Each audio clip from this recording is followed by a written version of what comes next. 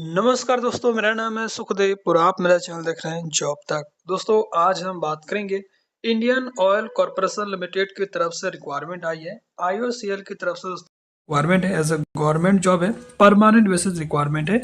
Junior engineer के लिए vacancies है, जो कि डिप्लोमा पास आउट जो भी कैंडिडेट पास आउट है वो कैंडिडेट इसका फॉर्म भर सकते हैं। पूरी जानकारी के लिए वीडियो को लास्ट तक जरूर देखिए, वीडियो को एक लाइक करें, अपने दोस्तों में शेयर करें, चैनल को सब्सक्राइब करके बेल आइकन को भी जरूर प्रेस करें। तो चलिए वीडियो को स्टार्ट करते हैं।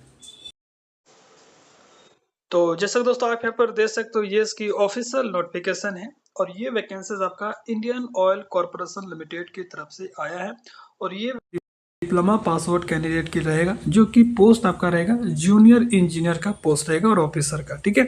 और ऑल ओवर इंडिया के कैंडिडेट इसका फॉर्म भर सकते हैं, जिसका एडवर्टाइज नंबर यहाँ पर ऐसा रीड करेंगे। और इसका जो नोटिफिकेशन है वो आपका कल ही के डेट यानी कि 12 सितंबर को यह नोटिफिकेशन रिलीज किया गया है दोस्तों, ठीक है।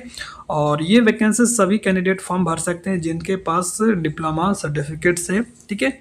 और यहाँ पर जो पोस्ट है, अलग अलग पोस्ट की रिक्वायरमेंट है। और यहाँ पर देख सकते हो दोस्तों, पहला जो पोस्ट आपका जूनियर इंजीनियर की पोस्ट है और ऑफिसर की। और डिप्लोमा डिसिप्लिन यहाँ पर देख लीजिए, केमिकल, मैकेनिकल, इलेक्ट्रिकल और इंस्ट्रूमेंटेशन, ठीक है। सैलरी यहाँ पर 30,000 से लेकर 1,20,000 तक रहेगा और ये परमानेंट बेसिस गवर्नमेंट जॉब आपका रहने वाली है दोस्तों, ठीक है। अब यहाँ पर क्वालिफिकेशन की बात करें तो आपको 3 साल का डिप्लोमा होना चाहिए 65% मार्क्स के साथ, जनरल, ईडब्ल्यूएस, ओबीसी और एनसेल ओबीसी नॉन क्रीमिलियर के लिए। 55% जो है SC ST और PWD कैंडिडेट हैं जिनका डिप्लोमा में 55%, वो भी अप्लाई कर सकते हैं। और 65% वो कैंडिडेट जिनका कास्ट आपका जनरल, EWS और OBC वगैरह है, ठीक है। तो आई थिंक ये चीज़ आपको समझ में आया होगा। 3 साल का फुल टाइम कोर्सेस होना चाहिए डिप्लोमा, 65% जनरल, EWS और OBC के लिए, 55% मार्क्स है SC ST PWD, तो भी इसका फॉर्म भर सकते हैं। लेकिन डिप्लोमा आपका फुल टाइम होना चाहिए दोस्तों, ठीक है। ये चीज़ आपको ध्यान देना है।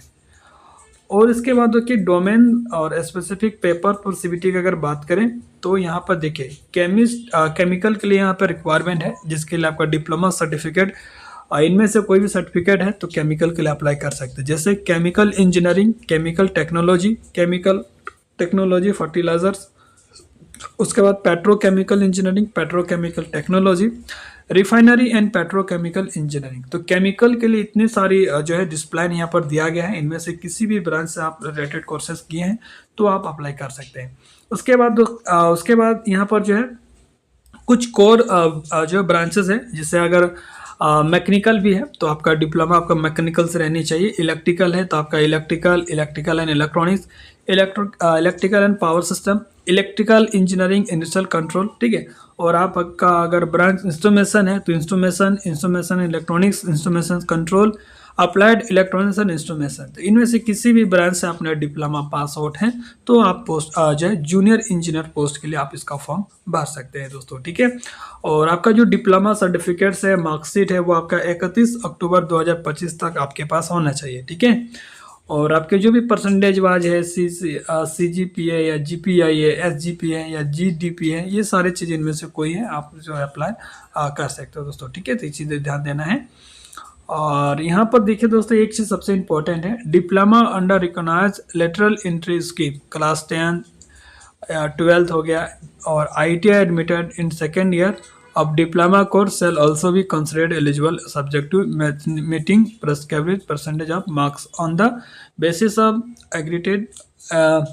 aggregated of 4 semester in the diploma courses। तो वो भी कैंडिडेट अप्लाई कर सकते हैं जो 12th के बाद या ITI के बाद जो डिप्लोमा एंट्री लेते हैं, तो उनका डायरेक्ट सेकेंड ईयर में डिप्लोमा में एंट्री होता है, मतलब कि एडमिशन होता है, वो भी कैंडिडेट अप्लाई कर सकते हैं। बहुत सारे वैकेंसीज में क्या होता है कि 3 साल का डिप्लोमा मांग देता है, जो कि 10th या 12th वगैरह से स्टार्ट होता है।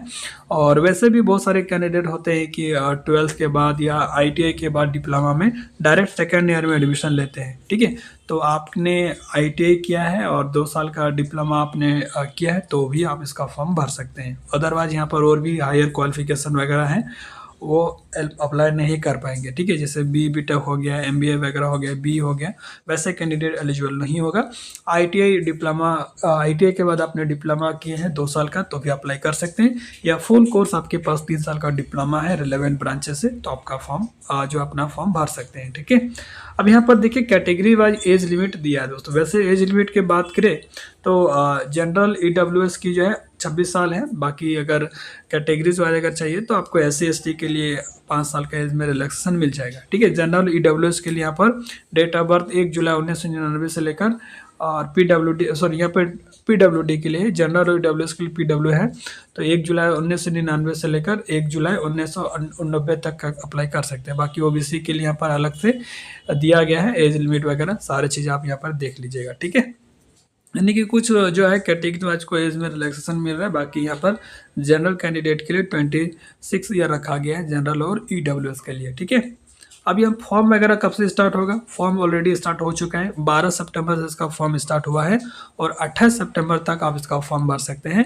और एडमिट कार्ड आपका 16 अक्टूबर के आसपास आ जाएगा और रिजल्ट एग्जाम वगैरह जो है आपका 31 अक्टूबर के आसपास में हो जाएगा। ठीक है, तो इनका जो रिक्वायरमेंट प्रोसेस होता है काफ़ी फास्ट होता है, तो जो भी डेट दिया है उसी डेट के अनुसार से आप अपना प्रिपरेशन जो है स्टार्ट कर सकते हैं दोस्तों। ठीक है, और भी डिटेल्स दिया है आपके लिए, जो इंपॉर्टेंट चीज़ें हैं मैं जस्ट वही कवरेज करने वाला हूँ। ठीक है, कुछ सीटें दोस्तों आपका PWD कैंडिडेट्स के लिए हैं जहाँ पर इसका कैटेगरी वाइज दिया गया, बेंचमार्क डिसेबिलिटीज दिया है, आप उसको अच्छा से देख लीजिए, आप हैंडीकैप कैंडिडेट्स वगैरह हैं तो। ठीक है, अब यहाँ पर सिलेक्शन प्रोसेस किस आधार पर होगा? सबसे पहले आपका दोस्तों रिटन एग्जाम होगा जो कि कंप्यूटर बेस्ड टेस्ट CBT होगा, फिर आपका ग्रुप डिस्कशन GD होगा एंड ग्रुप टास्क होगा। ठीक है, उसके बाद पर्सनल इंटरव्यू होगा, PI होगा। ठीक है, अब यहाँ पर देखिए क्वेश्चन का लेवल किस तरह रहेगा, क्या क्या क्वेश्चन पूछा जाएगा।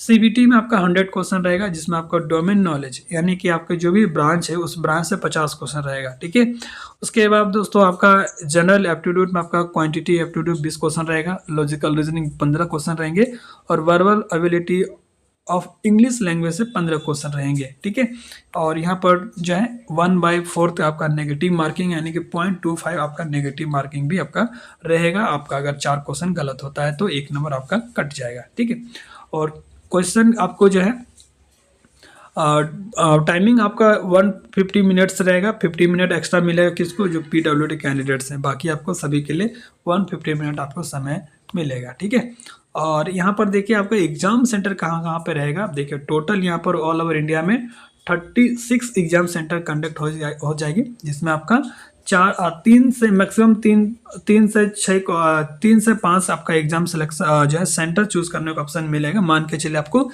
3 एग्जाम सेंटर चूज करने का ऑप्शन मिलेगा। यहाँ पर एग्जाम सेंटर वगैरह भी दे दिया गया है कि कहाँ कहाँ पर कौन कौन सिटी में आपका एग्जाम होने वाला है। ठीक है, टोटल यहाँ पर देखिए दोस्तों मैंने 36 बताया था, यहाँ पर टोटल तो 44 सिटीज यहाँ पर दिया गया है। इनमें से कहीं पर आप 3 जगह पे जो है चूज कर सकते हैं आपका अपना एग्जाम सेंटर। ठीक है,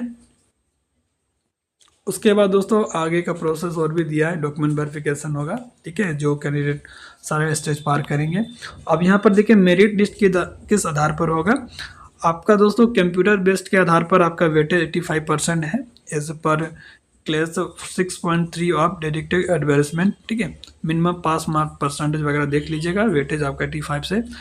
ग्रुप डिस्कस देखिए आपका कंप्यूटर बेसिस टेस्ट में आपका जो है 85% मिलेगा। ठीक है, जितना अच्छा स्कोर करेंगे उसमें मैक्सिमम 85% है, और जितना आप स्कोर करेंगे उसके आधार पर यहाँ पर आपको वेटेज मिलेगा। और 5% आपका ग्रुप डिस्कशन और ग्रुप टास्क रहेगा, और 10% आपका PI यानी कि पर्सनल इंटरव्यू। इस तरह से टोटल आपका 100% होगा, जिसमें आपका कंपोजिटिव स्कोर्स की अगर बात करें तो जनरल EWS और OBC के लिए 45% मिनिमम इतना पासिंग मार्क है। बाकी SC ST के लिए 40 है, PWD के लिए 30 है। बाकी इससे भी ज़्यादा कट ऑफ हाई लो जा सकता है, डिपेंड करेंगे कैंडिडेट ऑफ अप्लाई। ठीक है, अब यहाँ पर एप्लीकेशन प्रोसेस दिया है, किस तरह से आपको अपना फॉर्मेट वगैरह डॉक्यूमेंट्स का क्या साइजेस है, ये सारे डॉक्यूमेंट्स का यहाँ पर दिया गया। आपका एप्लीकेशन प्रोसेस क्या, रजिस्ट्रेशन प्रोसेस क्या, स्टेप बाय स्टेप दिया गया। अच्छा सा आप इसको रीड कर लीजिएगा। ठीक है, और आपको डॉक्यूमेंट्स क्या क्या अपलोड करना है स्कैन करके, ये डॉक्यूमेंट्स वगैरह कितने साइजेस में होना चाहिए, ये सारा डिटेल्स आपको यहाँ पर देखने को मिल रहा होगा। आप इसको अच्छा से देख लीजिए और उस आधार पर आपको डॉक्यूमेंट्स रेडी करके आप अपना जो फॉर्म फिलअप का स्टार्टिंग कर सकते हैं। ठीक है, तो सारा डिटेल्स मैंने बता दिया है, फिर भी कोई डाउट होता है तो कमेंट करके पूछ सकते हैं। और मिलते हैं नेक्स्ट वीडियो में, तब तक के लिए टेक केयर। जय हिंद, वंदे मातरम।